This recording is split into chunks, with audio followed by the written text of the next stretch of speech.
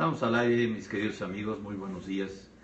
Hoy es miércoles de En cápsulas o en gotas, mi chief.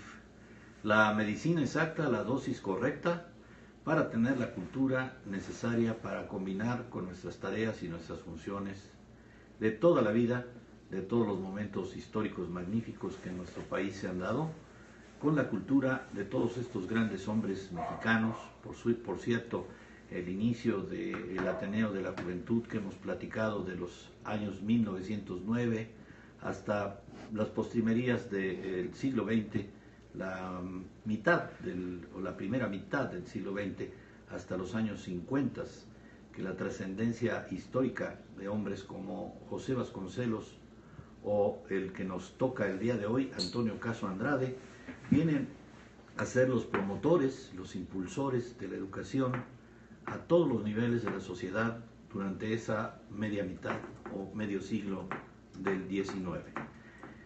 Saludo como siempre a todos los que hacen posible este programa, a nuestros patrocinadores directos e indirectos, a todos aquellos que me permiten tener esta fundamentación histórica que motiva a la acción de nuestro trabajo, y agradezco en la producción a David Orozco Guerrero, a Amer Soto y a todos mis compañeros de trabajo, recordando a nuestro querido Diego y a nuestro querido Rodrigo, que están formando parte de la familia Valencia Gómez. A Susanita, que se encarga de las tareas propias de ventas en nuestra empresa, mi agradecimiento también por darnos la posibilidad de este espacio para dedicarlos a todos ustedes con el ímpetu y el entusiasmo que caracterizó a esos jóvenes de la década primera del siglo XX, en la que quedó de manifiesto un patrón de conducta, de comportamiento, de ideales, de filosofía, que contribuyeron a la formación de la actualidad, de la educación actual y del presente y hegemónico forma de ver positiva y ecléctica y filosófica que tiene nuestra Universidad Nacional Autónoma de México y otros planteles escolares federales educativos.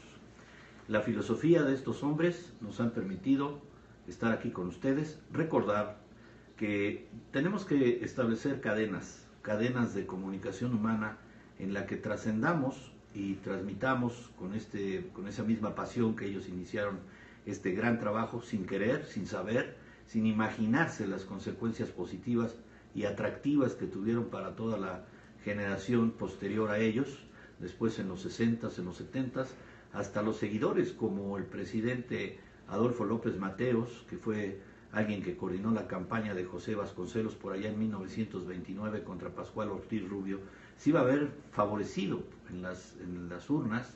Fue un gran sexenio el del licenciado López Mateos, brillante y además discípulo de José Vasconcelos. Imagínense la trascendencia histórica hasta los 60, hasta antes de que llegaran los tecnócratas y que desbarataran todo el proyecto hegemónico de un gobierno que tomaba en cuenta las humanidades y la filosofía como proyecto de nación.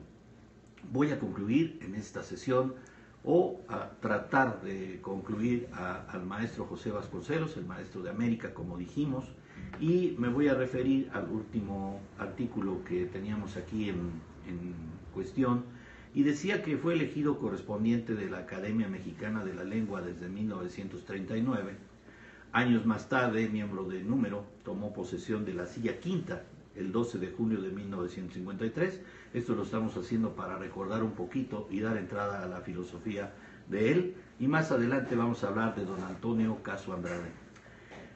Su discurso de ingreso fue respondido por Genaro Fernández Magregos, quien refirió a Vasconcelos como el mexicano más ilustre desde la independencia. Imagínense nada más este enorme calificativo que tuvo don José, el maestro, don José Vasconcelos Calderón, quien refirió a Vasconcelos, ya dijimos, como el mexicano más ilustre. En 1943 fue miembro fundador del Colegio Nacional. Murió en el barrio de Tacubaya, en la Ciudad de México, el 30 de junio de 1959. Fue encontrado su cuerpo reclinado sobre el escritorio en el cual trabajaba en una de sus últimas obras literarias, Letanías del Atardecer, publicada e inconclusa póstumamente.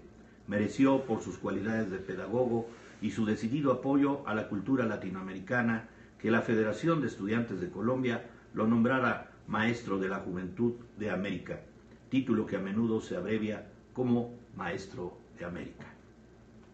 Vamos a cerrar este ciclo de don José Vasconcelos.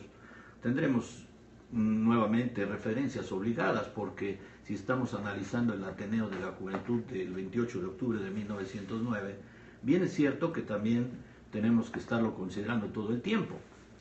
Y la filosofía vasconcelista abarca muchos campos, pero el más importante, considero yo, era pues la corriente contraria al positivismo, que había establecido por allá desde Gavino Barreda en las inmediaciones del siglo XIX, como una filosofía que daba lugar a la ciencia, a las ciencias positivas, y que tendría que eliminar o erradicar la filosofía humanista.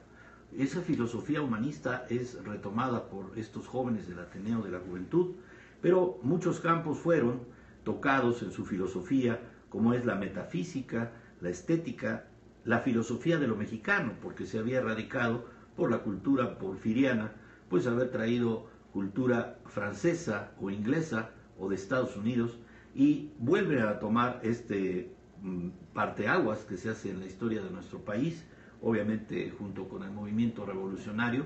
Pues bueno, él tendría la oportunidad magnífica de que el poder de Madero pues también trascendiera a través de la cultura vasconcelista. Cercano a Arturo Schopenhauer y Miguel de Unamuno, está influenciado por numerosos autores y corrientes como Henry Bergson, Pitágoras, Nietzsche, así como el cristianismo y la mística, entre otros. Vasconcelos realiza una filosofía ecléctica en la que desde una lectura propia de diversos conceptos busca establecer un marco metafísico y estético para la realidad humana. Las nociones de raza cósmica, indiología, todología surgen de ese proyecto. ¿Cuál sería entonces el legado de este gran maestro? El legado que hasta la fecha vivimos, el que tenemos todos los días en nuestro haber y nuestro quehacer y en nuestra cultura académica. Su obra dejó una marca profunda en la vida cultural mexicana. El humanismo vasconcelista tiene perspectiva vivencial en su monumental serie autobiográfica Ulises Criollo, escrita en 1935, La Tormenta en 1936, El Desastre en 1938, El Proconsulado en 1939 y La Fama, Los de Arriba en la Revolución, Historia y Tragedia en 1959. Hay que señalar que La Raza Cósmica adelanta la más poderosa crítica hasta ahora del racismo, con el que desde el siglo XVI se ha tratado de justificar la sumisión de los pueblos de América Latina frente a Europa y la América sajona. Se trata en su conjunto de una obra que ha sido influyente para la conformación del pensamiento filosófico, humanista y político en Latinoamérica, que recorrió y cultivó intelectualmente, como se atestigua en las narraciones de La Raza Cósmica. Saludo a Amer y a mi querido Toño hasta Monterrey. Su filosofía está contenida en Pitágoras, una teoría del ritmo, en 1916, escribió El monismo estético en 1918, Tratado de Metafísica de 1929, Ética en 1932 y Estética en 1935, que es considerada por estudiosos de su pensamiento como la mejor de sus obras. Al respecto dice Antonio Caso, que vamos a ver más adelante, en el prólogo de su obra compilatoria, José Vasconcelos dice lo siguiente: la estética, libro de los más importantes en la literatura filosófica iberoamericana, recoge y rectifica temas tratados en los 4 libros anteriores y tiene esa audacia de inspiración que sorprendió en sus primeros ensayos. Es una estética propiamente dicha y una metafísica. Es, en realidad, una metafísica estética. Uno de sus principales logros es la literatura de género divulgativo, lo que logra con Estudios indostánicos en 1921, Historia del pensamiento filosófico en 1937, Manual de filosofía, circa 1945, y Breve Historia de México, en el año en que tuve la dicha de ver la luz, 1956. Es notable que casi la totalidad de sus escritos fueron publicados en primera o segunda edición por el editorial Botas México, cuyo director recibía los manuscritos, disculpen ustedes, de primera mano. Vasconcelos se aventuró en las aguas de la ficción literaria con obras en diferentes géneros. En el rubro de la crítica destacan sus divagaciones literarias en 1919, en materia de drama su Prometeo Vencedor 1916, en materia de relatos está la Sonata Mágica en 1933, además de la obra política que complementa a la autobiográfica, como en el caso de Cartas Políticas en 1959, prácticamente ya publicadas de manera póstuma después de su fallecimiento por el Fondo de Cultura Económica, la institución que ahora tiene la titularidad de los derechos de sus obras completas. Vasconcelos editó la revista Continental Timón, en la cual colaboraron personajes como el Dr. Atl y Andrés Enestrosa, la cual circuló de febrero a junio de 1940. En dicha revista se hizo la apología de la ideología y programa políticos de la Alemania nazi en una época en que muchos intelectuales cayeron en el espejismo del fascismo. En homenaje a la figura histórica de José Vasconcelos, recordemos que el presidente Vicente Fox, en su periodo 2000 a 2006, inició el proyecto de la Biblioteca José Vasconcelos, que tras varios retrasos en la conclusión del mismo, finalmente abrió sus puertas al público el 1 de diciembre de 2008. ¿Qué hablar de José Vasconcelos, del vasconcelismo? Esa ideología, esa fundación que se dio prácticamente de la difusión cultural y del conocimiento, tanto científico, es la creación de las libertades dentro de la universidad.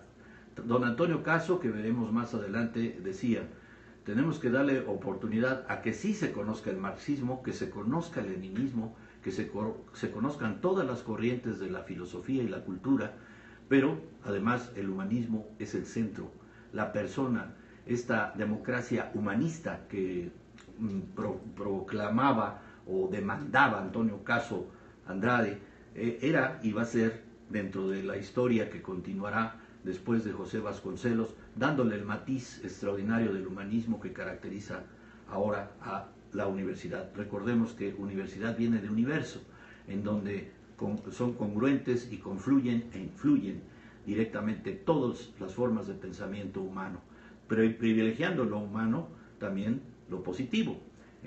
Pueden estar en concordancia. Recordemos que, bueno, es cuerpo y es alma, es cuerpo y es espíritu, el de José Vasconcelos, que trasciende hasta nuestra época. Hasta aquí, don José Vasconcelos. Espero que haya sido de su agrado. Si quieren ustedes ver nuevamente esta transmisión, ya la tienen en todos los medios. Agradezco mucho a Amer, que estuvo conmigo, Toño Gutiérrez, Marichel, Charles Bravo, a Lau Ortiz, agradezco mucho, y vamos a dar inicio nada más durante 5 minutitos más a Antonio Caso Andrade, que nació un 19 de diciembre de 1883 y falleció un 6 de marzo de 1946. Fue un filósofo mexicano cristiano. Fue rector de la entonces llamada Universidad Nacional de México de diciembre de 1921 a agosto de 1923. Ya lo dijimos que junto con José Vasconcelos fundó el Ateneo de la Juventud, un grupo humanista opuesto a la filosofía positivista imperante en la época. La generación del Ateneo había roto con la filosofía de los positivistas y además, entre otros, acudió a Henry Bergson, Arthur Schopenhauer y José Enrique Rodó. Contra el racionalismo imperante, los ateneístas creían en un ser humano moral, voluntarioso y, como hemos dicho, incansablemente espiritual. Caso era cristiano, por lo cual su filosofía se vio influenciada por la creencia en la autoridad moral y definitiva de Jesucristo y los evangelios. En 1906 participó en la fundación de la revista Sabia Moderna con los hermanos Pedro y Max Enríquez Ureña, Jesús T. Acevedo, Ricardo Gómez Robelo, Roberto Argüelles Bringas, Rafael López, Carlos González Peña y Manuel Bringas. En el verano de 1909, Caso presentó sus críticas al positivismo en un ciclo de conferencias recogidas más tarde en la tercera edición de Conferencias del Ateneo de la Juventud. Sin embargo, su obra más importante es La existencia como economía, como desinterés y como caridad. ensayo sobre la esencia del cristianismo inspirado en la tradición filosófica cristiana, en particular en Pascal y Tolstoy. En dicha obra, Caso distingue tres esferas de la existencia humana: la económica, la estética o del desinterés, y la moral o de la caridad. Caso rechazaba la tesis de Gabino Barreda y del primer Justo Sierra, según la cual el porvenir de México debía construirse fundamentalmente sobre las bases de una doctrina científica. Hasta aquí dejamos a don Antonio Caso Andrade. Continuaremos la semana que entra. Espero que les haya gustado, que sigan, tanto como a mí me interesa, estas nociones de principios del siglo XX, a las postrimerías de los 60 que trascendió esta cultura, y que retomamos para dar un nuevo sentido y visión a nuestro país. Una visión cultural que no debemos de olvidar, un mexicanismo que trascienda las barreras de lo internacional y de lo globalizado. Hasta aquí, mis queridos amigos, los saludo con el cariño de toda la vida. Agradezco mucho su opinión, sus comentarios y sobre todo su compañía, que siempre es muy grata para mí. Los quiero mucho, los abrazo muy fuerte. Chao, hasta la próxima.